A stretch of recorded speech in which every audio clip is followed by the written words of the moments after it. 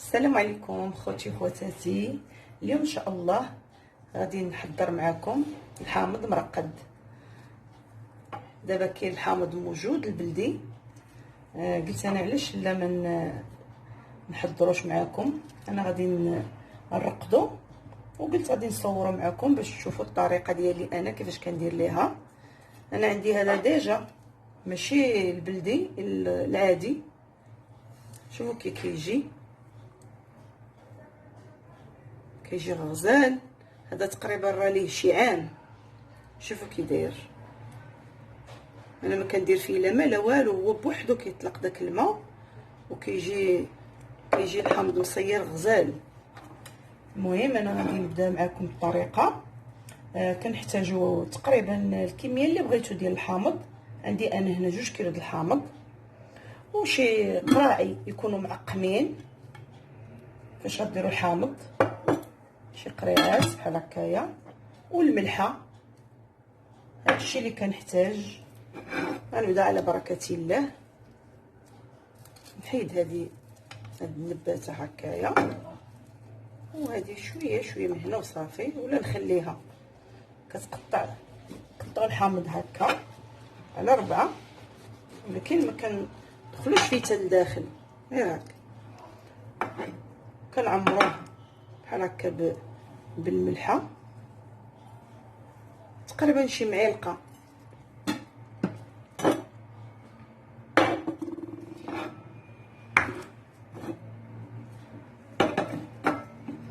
نحطها هكا في القرعه. ثاني نعاود معكم واحد الوحيده.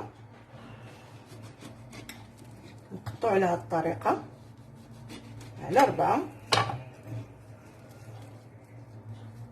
نديروا الملحه تقريبا شي معلقه صغيره وصافي، عينك ميزانك.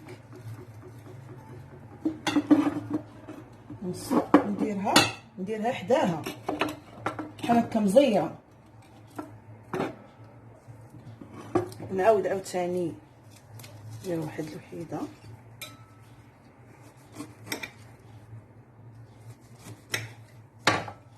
زعما قلت انايا دابا الحامض راه موجود ورخيص، 5 دراهم للكيلو. علاش الانسان ما يحضروش وكتزيري هكايا. واخا شتي بحال كيبان لكم كيكونوا مزيرين.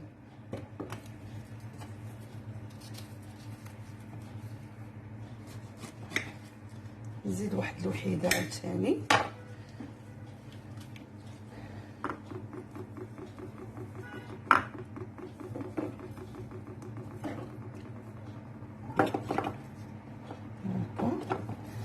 وانا غادي نبقى حتى نكمل هاد 2 كيلو اللي عندي، ونتلاقى معكم نوريكم كيفاش جات القرعه معمرين. ها هو كملت الحامض تقريبا 2 كيلو. شحال جاني فيه. هاد القرعه عامره وهذه صغيره. ها هو ديجا بدا ما كندير ليه لا ما لا والو. هو ديجا بدا كيطلق الماء، هو اللي بان لكم. وهذه حتى هي هذه القريعه ها هي شتي. هذا الماء حتى هويا. المهم كنضغط عليه مزيان، خصو يكون مزير مزاحم،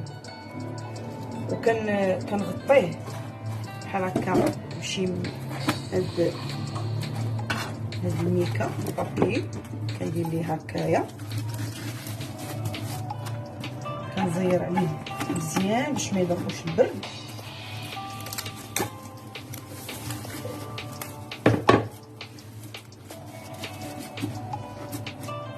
كندوز واحد اليومين وعاوتاني كنزيد الحامض. كنزيد الحامض باش هاد الفراغات ما يبقاوش. شفتوا راه باقيين واحد الفراغات، ولكن ملي كيبدا يطيب كيهبطوا كيتزحموا. هذا هو مثال. هادي نضغط عليها مزيان هكايا وندير ليها هاد الميكا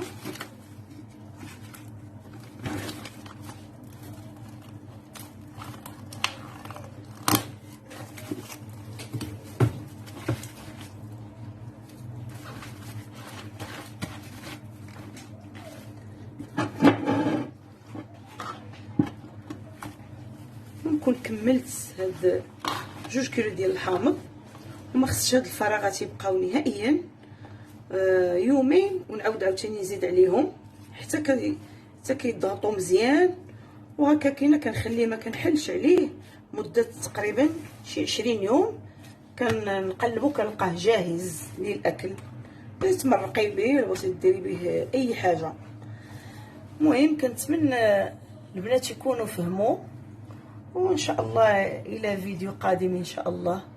السلام عليكم.